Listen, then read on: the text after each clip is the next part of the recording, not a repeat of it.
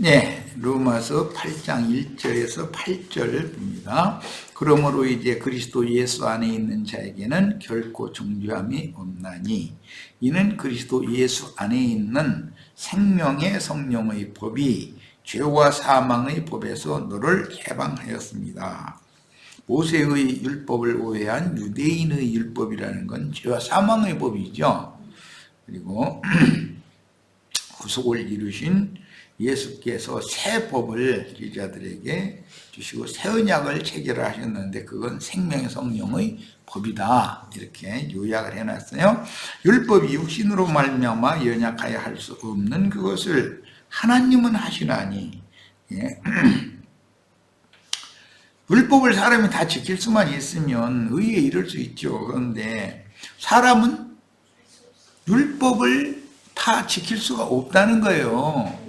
그런데 예수님만이 율법을 다 지킬 수 있는 분이니까, 예수님이 내가 다 이뤘다라는 말은 내가 하나님의 모든 요구를 내가 다 이뤘다, 그 말이거든. 지금 자기 아들을 죄 있는 육신의 모양으로 보내어 육신의 죄를 정하사 육신을 따르지 않고 그 영을 따라 행하는 우리에게 율법의 요구가 이루어지게 하려 하심이라. 육신을 따르는 자는 육신의 일을, 영을 따르는 자는 영의 일을 생각하나니 육신의 생각은 사망이요 영의 생각은 생명과 평안이니라. 죽고 사는 것은 사람의 생각에 달렸는데 영의 생각은 죽을 자도 살아나게 하는 생각이고, 육의 생각이라는 것은 죽을 수밖에 없는, 자기를 죽음으로 이렇게 내달리게 만드는 거다, 이제 그런 말이죠. 육신의 생각은 하나님과 원수가 있으나니 이는 하나님의 법에 굴복하지 아니할 뿐 아니라 할 수도 없습니다. 육신에 있는 자들은 하나님을 기쁘시게 할 수 없느니라. 그러니까 세상적인 사고를 가지고 육적으로 예수 믿는다고 이렇게 하는 것은 사실은 하나님이 그들을 기뻐하시지를 않지요. 만일 너희 속에 하나님의 영이 거하시면 너희가 육신에 있지 아니하고 영에 있나니. 그러니까 영에 있는 사람, 육신에 있는 사람을 지금 설명하는 중이에요. 영에 있는 사람은 생명의 성령의 법 안에 있는 사람이고, 육신에 있는 사람은 죄와 사망의 법에 지금 지배를 받는 사람이다, 이제 그 말이에요. 갈라디아 3장 13절, 그리스도께서 우리를 위하여 저주를 받은 바 되사 율법의 저주에서 우리를 속량하셨으니 기록된 바 나무에 달린 자마다 저주 아래 있는 자라 했습니다. 그랬어요.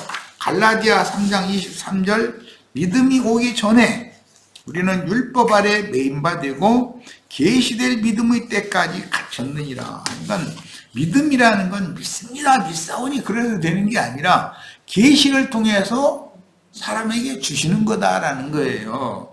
그러니까 이 계시될 믿음은 그리스도의 그 영의 부음이 아니면 안 되는 거죠, 이게. 자, 저기까지 읽고 히브리서까지 읽고 로마서 그 앞부분을 잠깐만 언급을 하겠습니다. 히브리서 4장 14절로 16절, 그러므로 우리에게 큰 대제사장이 계시니 승천하시니 곧 하나님의 아들 예수시라. 우리가 믿는 도리를 굳게 잡을지어다. 믿음의 도, 내가 곧 길이요 진리요 생명이라 할 때 이 도라는 게 하늘 영광에 가는 길이다, 이 말이죠. 구약의 율법으로는 지성소에 들어가려면은 그 둘째 휘장이 가려져 있기 때문에 새롭고 산 길을 열어서 1년 1차에 대사제만 들어가는 게 아니라 대사제의 어깨와 가슴에 있는 보석들을 함께 그 영이 되신 주님과 함께 하나님의 영광에 들어갈 수 있는 길을 지금 새로 개척하라 예수님이 오신 것이거든. 우리에게 있는 대제사장은 우리의 연약함을 동정하지 못하실 리가 아니요 모든 일에 우리와 똑같이 시험을 받으시니로되 죄는 없으시니라. 그러므로 우리는 긍휼하심을 받고 때를 따라 돕는 은혜를 얻기 위하여. 이런 용어는 예, 어제 만났던 그런 구원파 그 목사 그런 사람들한테 굉장히 중요한 말이죠. 아니 처음에 한번 은혜로 복음이 몇 년도 몇월 며칠 날 몇 시 몇 분 몇 초에 뭐 주님께서 단번에 그 속죄 제사를 바쳤다고 하는 말씀이 믿어지기만 하면 그냥 이제 죄가 없어진다. 이제 참 들으면 기분이 굉장히 좋은 말이에요, 그게. 그런데 사실은 그게 자기 자신을 속이는 소리거든. 이제 그 말을 자기의 상태나 경험이나 이런 걸 쳐다보지 말고 예수님이 이런 사실만 믿어라. 그것만 봐라. 아, 참 그것도 그럴싸한 말이요.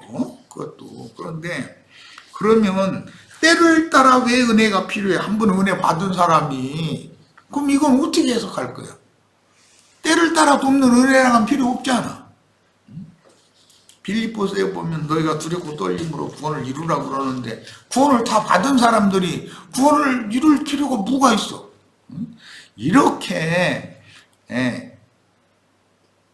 그들은 너무 완벽하다고 자랑스럽게 생각하지만 그 논리상으로 봐도 너무 허점이 많다. 허술하다 이거예요.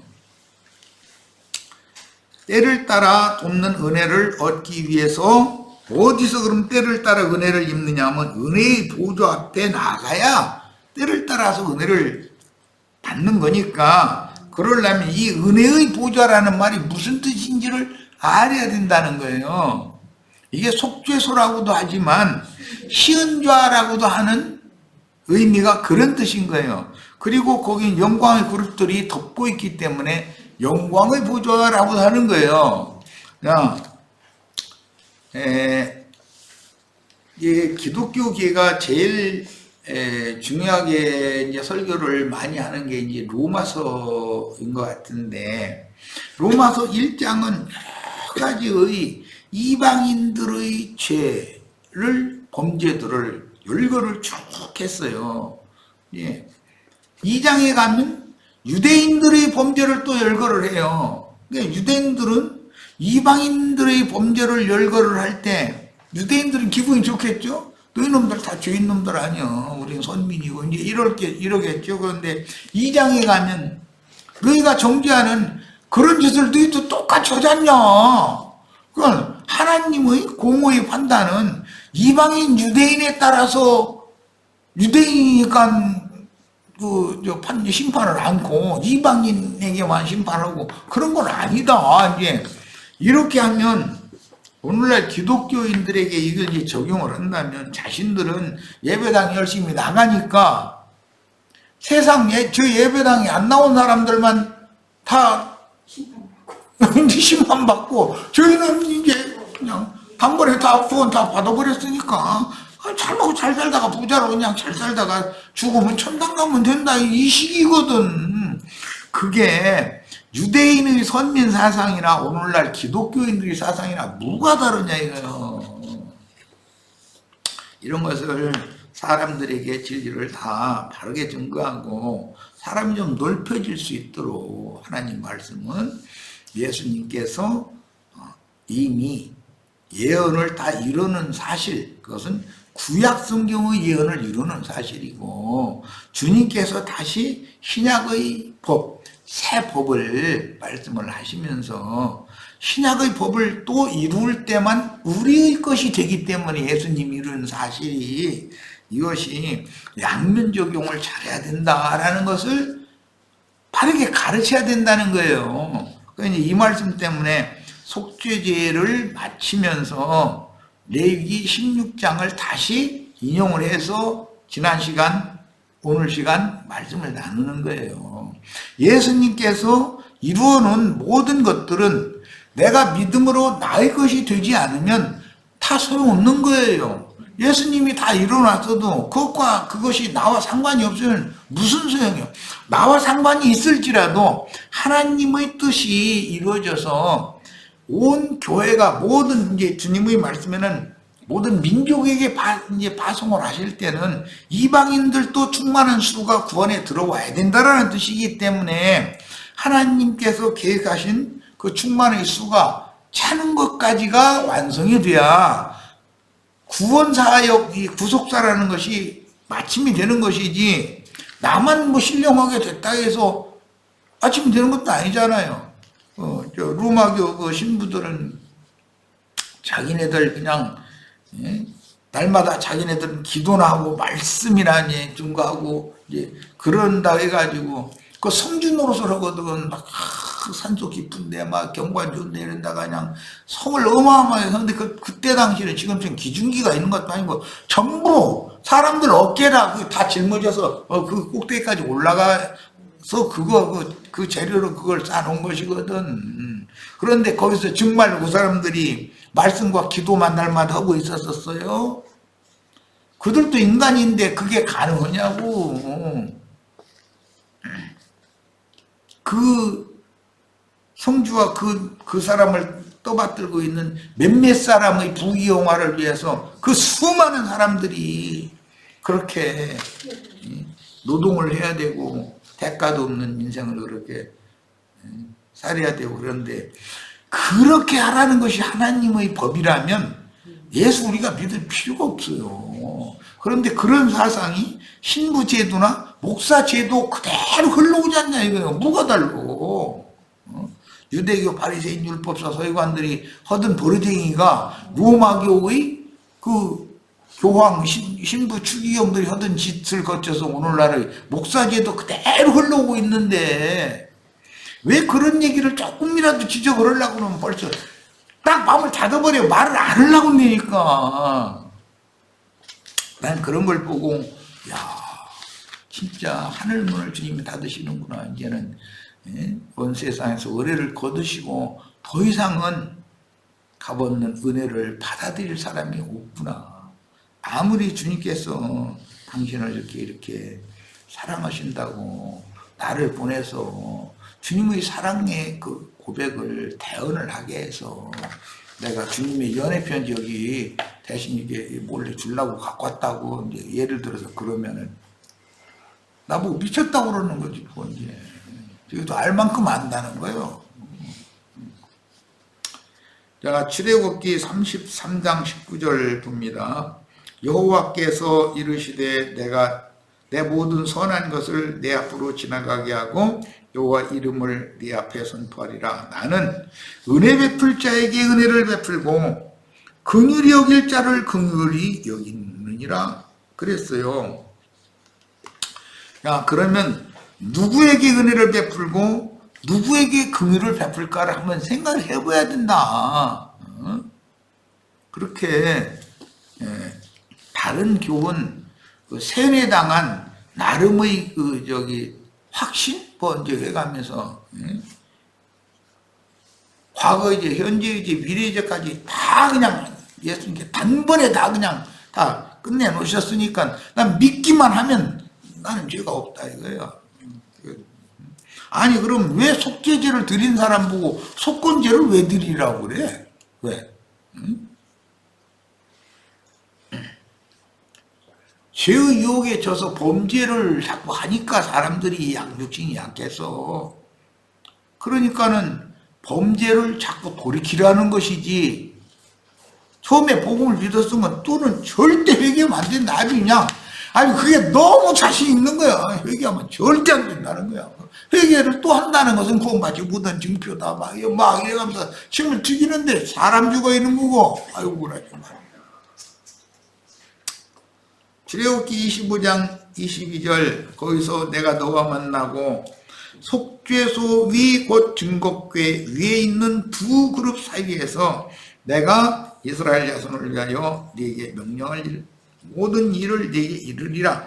자, 우리가 구약의 율법 제도에서 여호와의 영광 앞에 나간다는 것은 두 겹으로 덮임을 받는 것을 말한다라는 걸 꼭 잘 이해를 하셔야 돼요. 언약궤 속에는 하나님의 영광이 거기에 들어있는 거예요. 그 언약궤 속에 있는 세 가지 기물이 그게 하나님의 신성이거든. 야, 그것을 들여다보면 다 죽어. 세상 없는 사람도.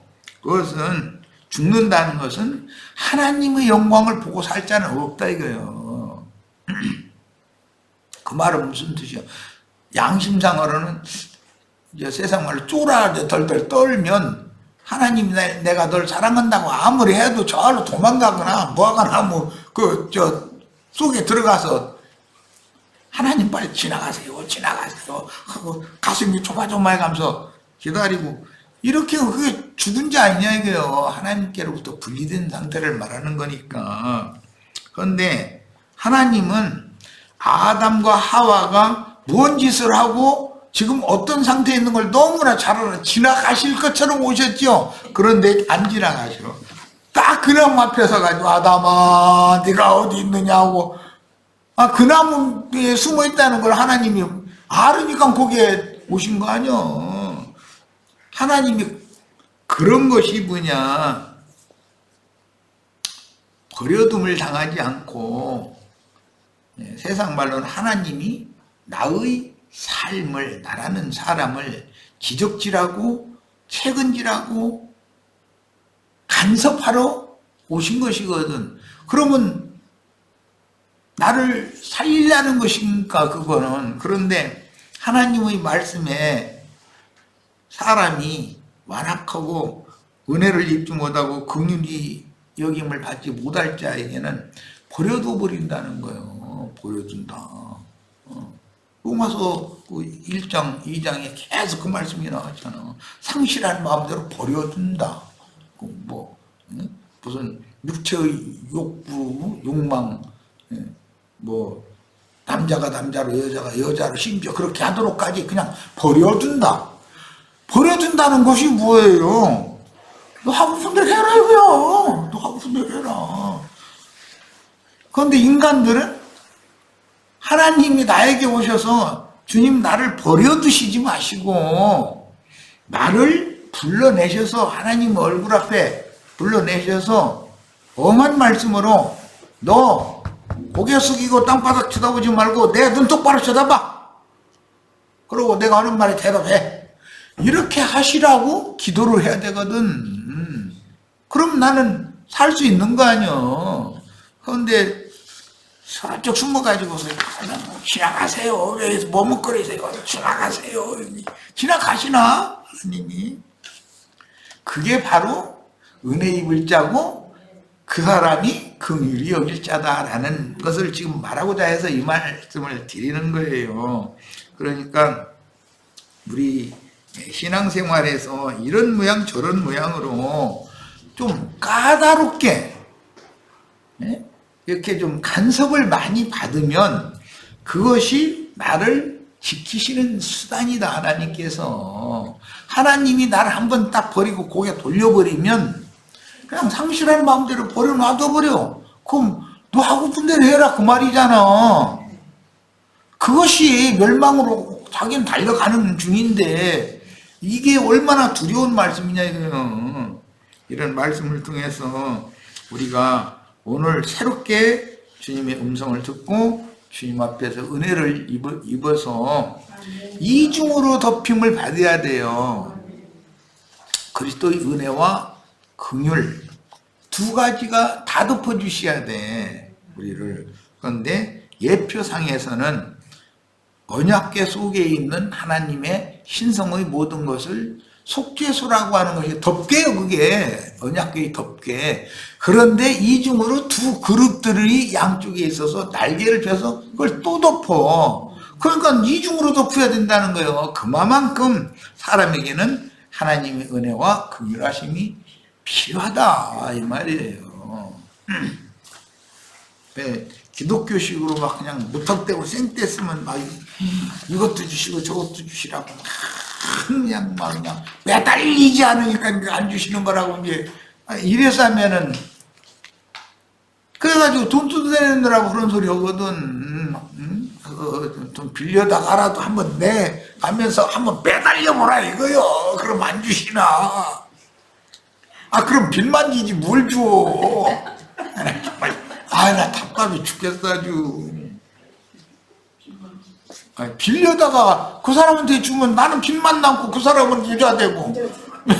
옛날에 우리 안양 모임 가질 때 기독교 목사들 비판하느라고 그런 노래도 지어서 막 유튜브에 유행했었어. 나는 3층에 살다가 점점 지하층으로 내려가서 월세로 가고 목사님만 막 해불러가지고 부자가 되고 막 그래가면서 그런 소리를 세상의 그 유행가처럼 그렇게 유행이 퍼지면 목사라는 사람들이 양심이 있으면 뜨끔해야 되거든. 그런데 그건 그 나쁜 놈들이 그런 소리 지어냈다 이래버려. 아니 그럼 무지한 말 못하는 낙이나 까마귀나 이런 사람들을 통해서도 얼마든지 하나님은 무지하고 까마귀 같은 놈들한테는 그 상대가 까마귀 말 못하는 낙이 그런 사람 보내서 말을 해야 되잖아. 좋게 말하면 될 사람들이요 그게? 까마귀가 밥 먹으러 왔다면 좋다고 맨 그런 소리나 하고 앉았고 에이.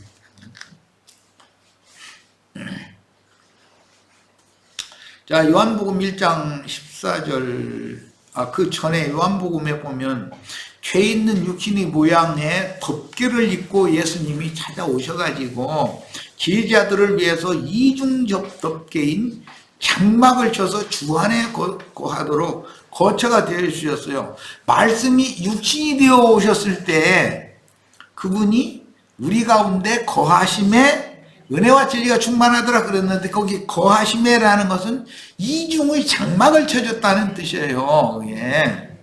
그것은 이중으로 덮어줬다 이 말이거든. 덮어주셨다. 요한복음 1장 14절 이제 조금 전에 지금 소개한 말씀이 거기에 나오고 골로새서 2장 9절로 10절 사람이신 그리스도 예수는 디모데전서 2장 5절에 보면은 사람이신 예수 이렇게 돼 있죠.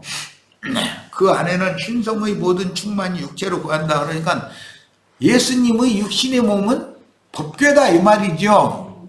그런데 법궤 뚜껑이 쉬운 자요. 법궤 뚜껑을 해야 되고 그러고 날개로 또 덮어야 돼. 자, 이것이 우리 구원이라는 거예요. 그리스도의 은혜만 있는 게 아니라 은혜의 성령이 또 이중으로 은혜를 이중으로 덮어야. 내가 아까 이제 그래서 한 번 은혜를 받았는데 때를 따라 돕는 은혜를 받기에 담대히 은혜의 보좌 앞에 나가라 그러면 아니 한 번 믿기만 하면 과거 이제 현재 이제 미래 이제까지 다 없어져 가지고 이제 난 구원 받았다는 할렐루야를 하는데 그럼 좋기는 좋아 듣기는 그 말은. 그런데 과연 그러냐 이 말이요. 그리스도의 은혜만 받은 것이 다가 아니여. 은혜의 성령을 소홀히 여기면 은혜의 성령이 소멸돼 버리면 나는 홀딱 벗겨지는 거요. 그걸 알아야 돼. 자, 이사야 66장 15절 보라 여호와께서 불에 둘러싸여 강림하시리니 그의 수레들은 해오리 바람 같으리로다. 그가 혁혁한 미세로 노여움을 나타내시며 맹렬한 화염으로 책망하실 것이라. 조금 전에 내가 상실한 마음을 가진 육체의 욕망으로 충만한 그런 상태로 버려둔 사람과 찾아오셔서 겉해요. 나를 불러내가지고 고개 푹 숙이면 고개 들어 이놈아 하고 눈 깔고 이러고 있으면 나 똑바로 쳐다봐. 내가 지금 너한테 말하는 대로 너 한번 대답해봐. 그럼 할 말이 없으면 그때 주님 내가 잘못했다고 너무 내가 죄송스럽고 잘못했기 때문에 사실 고개 들 수가 없어서 이런 거라고 그러면은 너 정말이지?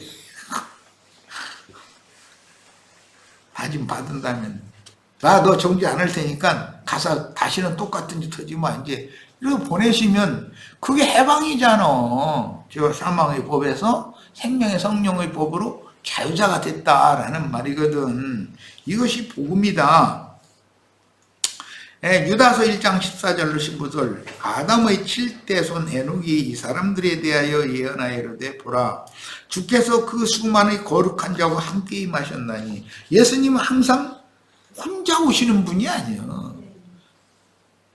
주님이 사탄에게 시험을 받을 때도 천사들의 수종을 받았기 때문에 천사들을 대적하고 이길 수가 있었던 것이지, 하나님이 예수를 보호하는 천사를 보내서 지켜주시지 않으면 예수들 마귀를 예수라는 사람이 이길 수는 없는 거 아니에요. 하나님이 예수님과 함께 계시고 예수님을 수종드는 천사들을 통해서 보호를 받는 거지. 우리 인생을 삶도 그렇고 신앙생활도 그렇고 똑같잖아요. 이거는.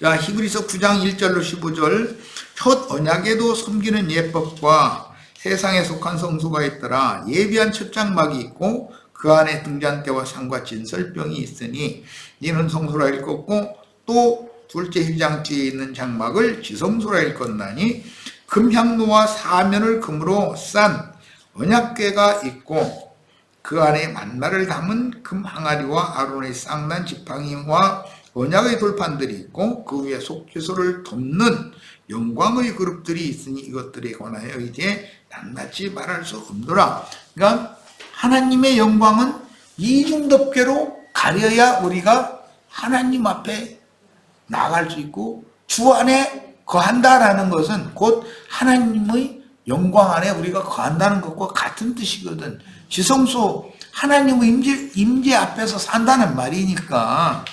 내가 이제 전에 무화과나무 파리로 침마해가지고 불러쓰고서는 무화과나무 밑에 저기가 숨어가지고 하나님 못 볼까봐 방어하시는데 나 못 보겠지. 그러면 지나가시겠지. 근데 지나가시지 않아야지. 지나가시면 끝나는 거예요. 근데 충분히 내가 말하고자 하는 게 아니라 성경이 말하고자 하는 은혜 베풀 자의 은혜를 베풀고 긍휼을 베풀 자는 긍휼을 베푼다 하실 때 이게 무슨 말씀인가? 죄악이 가득한 내 앞에서 멈춰 서신 다음에 나를 불러내가지고 오해 들어 이놈아. 눈 똑바로 날 쳐다봐. 그리고 내가 너에게 질문하거든. 이제 네가 한번 낱낱이 다 한번 답변 한번 해봐. 이렇게 해서 엉막의 꾸지람을 듣고 돌이키게 만들 때는 그 사람이 하나님의 은혜와 긍휼이 이중으로 덮여질 수가 있지. 만약에 자기 하고픈 대로 하게 그냥 버려둬 버려. 상실한 마음대로 그냥 버려두고 육체 욕심대로 버려둔다 이제 이런 말이 나오는데, 버림받았다는 것은 하나님께 버림받았다는 건 죽은 거예요 그게. 자,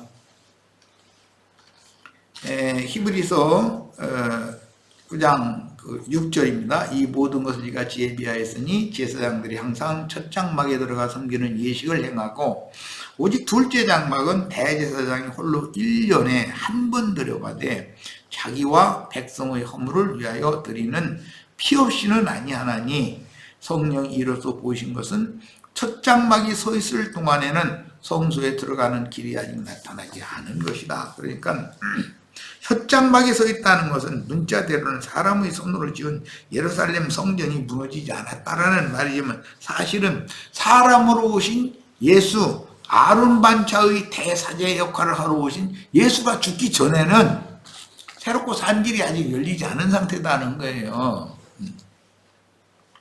자, 이 장막은 현재까지 비은이 그렸는데 이게 손으로 지은 첫 장막을 말하는 거예요. 이에 따라 드리는 예물과 제사는 섬기는 자를 그 양심상 온전케 할 수 없나니. 그러니까 우리가 주를 믿는다는 것은 사실은 양심을 소송시켜서 살아있는 양심으로 항상 살아계신 하나님의 얼굴 앞에 살게 하는 것이 속죄일날 제사하는 목적이라는 걸 지금 설명하는 거예요. 자, 이런 것은 먹고 마시는 것과 여러 가지 씻는 것과 함께 육체의 예법일 뿐이며 구약시대 아론이 지성소에 들어가 제사하는 건 육체의 예법일 뿐이다.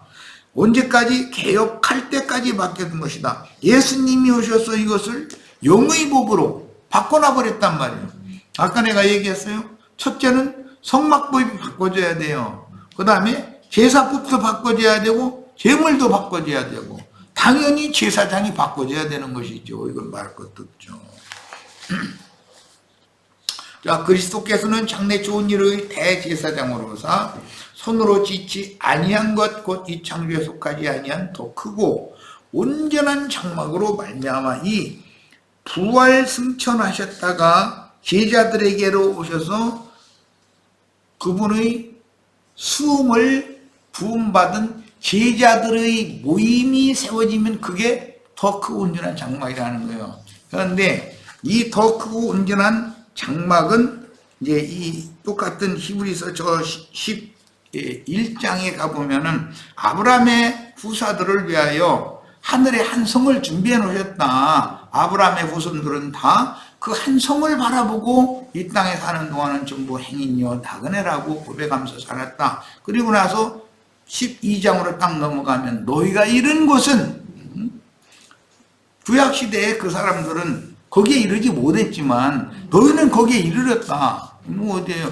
하늘의 시온산 위에 주님이 사람의 손으로 지은 게 아니라 주님이 친히 지으신 장자들의 총회 거기에 너희가 이르렀다 이랬어. 이게 우리는 이제 하늘에 거하는 자들은 복이 있고 계시록에서 땅과 바다에는 화가 있다 하는 말씀과 연계시켜서 우리의 신앙 양심이 살아나면 나의 속사람이 예수와 함께 하나님 보좌 우편에 앉게 되기 때문에 하늘에 거하는 자가 되는 것이다. 이런 말이에요. 이건 믿음의 문제인 것이지 육신의 몸이 죽지도 않고 뭐 날개 달려가지고 어디 올라가고 지금 그 말이 아니잖아.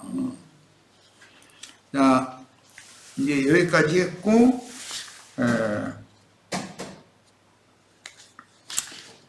첫 언약 때 손으로 지은 성막 성전의 지성소의 대사제가 1년에 한 차례씩 매년 들어가서 황소와 순염소의 피로 자신과 율법제도의 제사장들 그리고 백성들이 지난 범죄를 속하기 위한 제사를 행했으나 1년 동안 간과해 주신 것이죠. 1년 동안 저지른 것을 덮어준 거예요.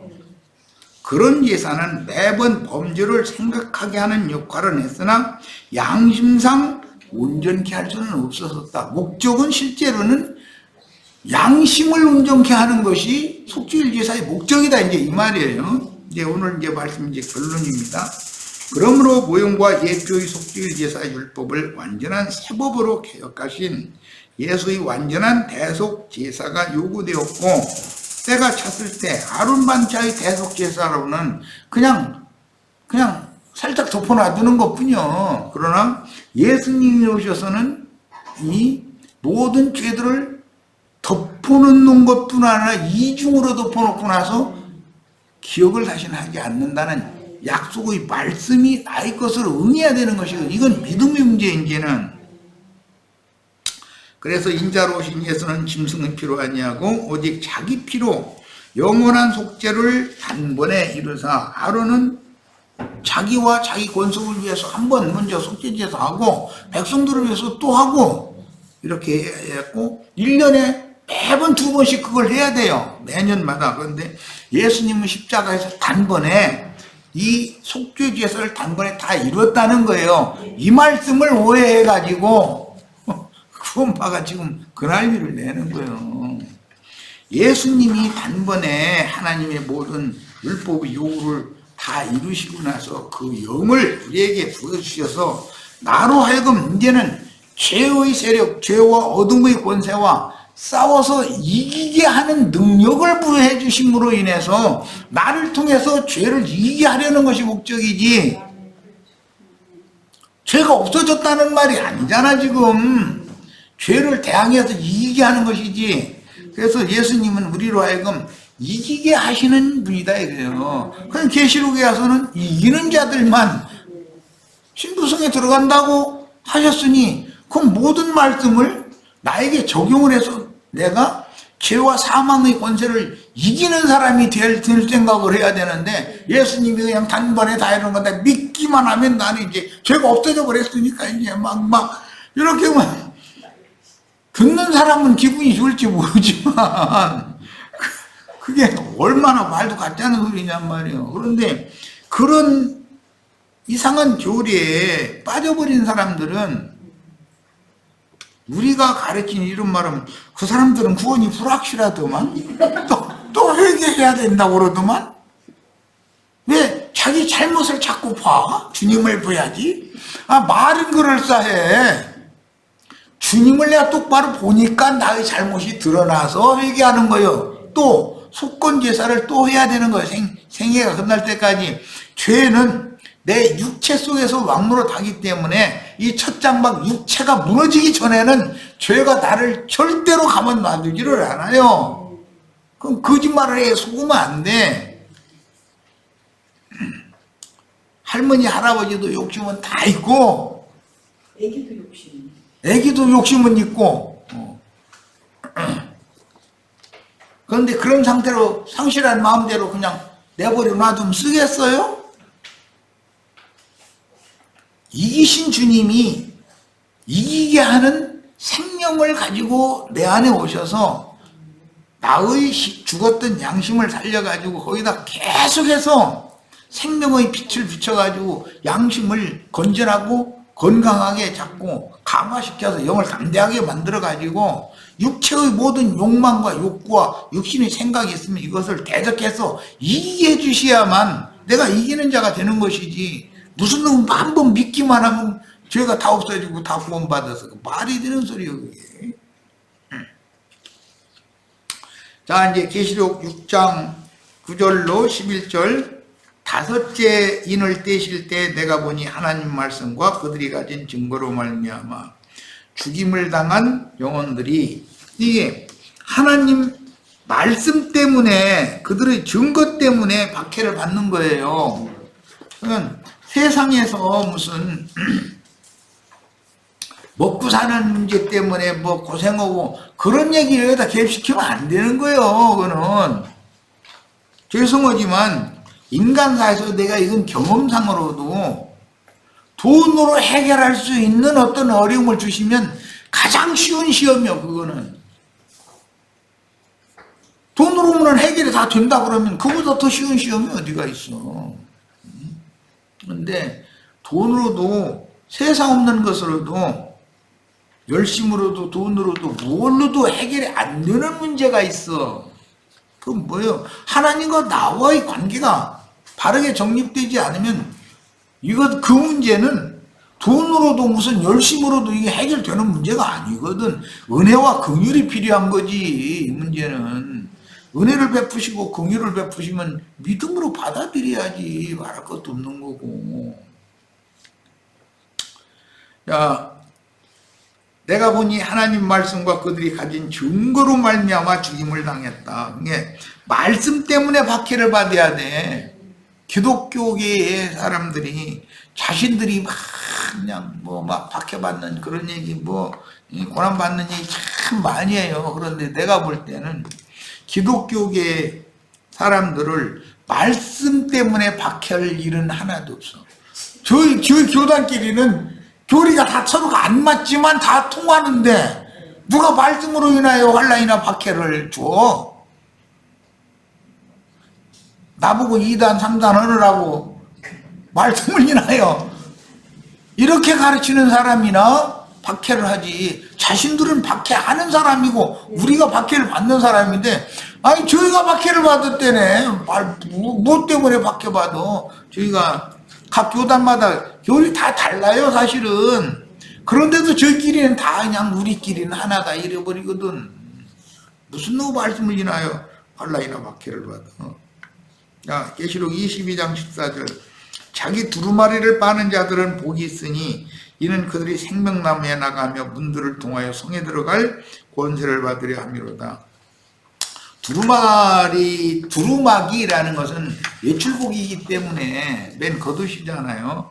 이제 그것은 7장에 보면 흰옷 입은 자들이 어린 양의 피에 빨았다 이렇게 돼 있는데, 오늘 이런 말씀을 통해서 구약의 그 속죄일 제사 율법에 의하면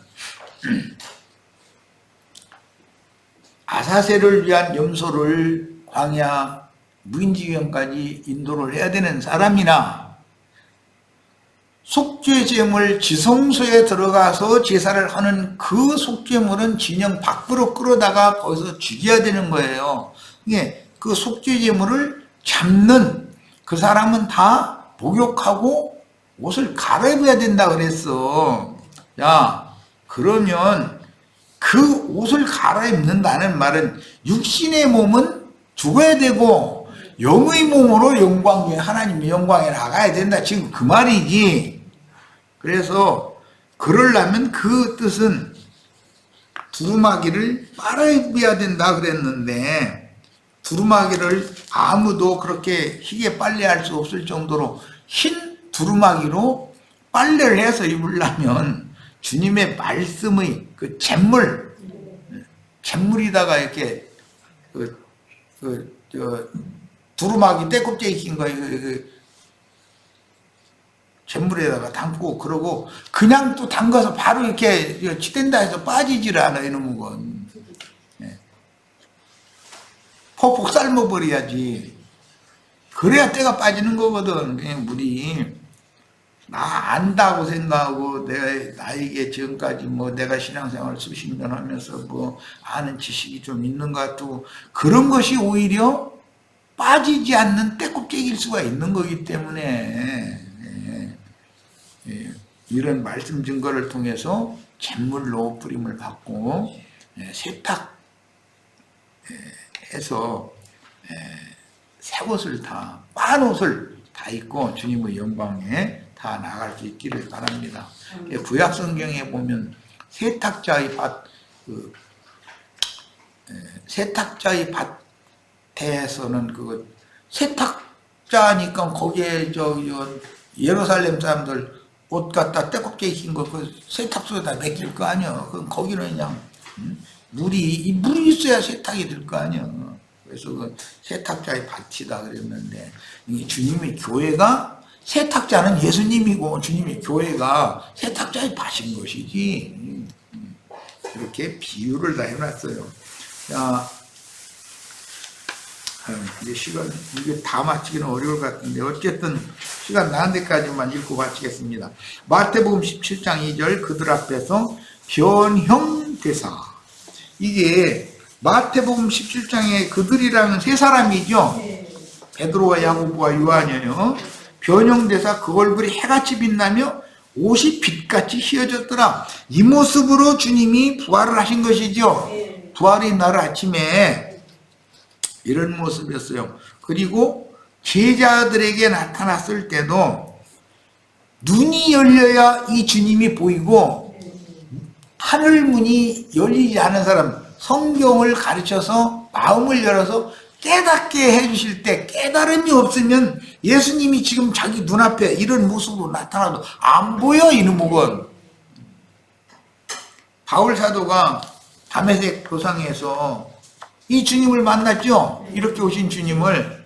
자, 오늘 우리 형제 자매님들 좀 이제 대속죄일 제사 이제 마무리 말씀을 이제 다 나눴으니까 이런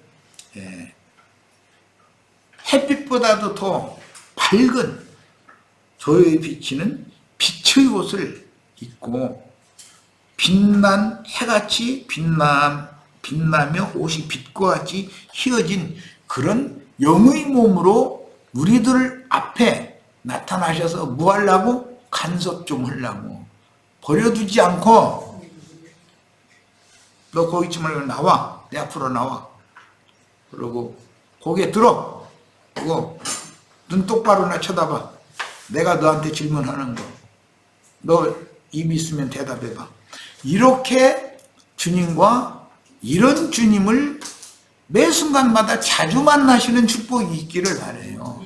그냥 무조건 모든 게 해결됐으니 알았어 다 그냥 너 하고 분대로 이런 주님 구하거나 그런 주님에게 붙잡히는 일이 절대 없기를 바랍니다. 자, 속죄일 제사 이것으로 모두 마칩니다. 예.